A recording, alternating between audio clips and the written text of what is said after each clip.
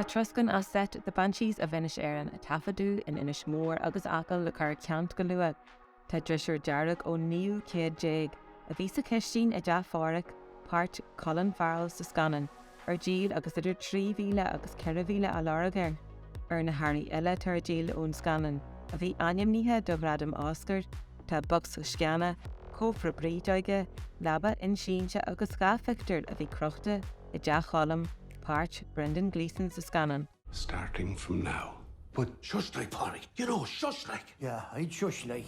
Ger Adams na ceantaí a maidir clia gur am iontafa tan seo don ceant mar gheall ar an ard sima atá daoine sa scanan. Sus le fithe ara ar fad a besar díl agus go leordífe faoi €1,000. Béna Harry ó scanan Martin McDonough ar díl I ceant de airí dúchasacha a besar siúil ar an darna le déag de bhí abran.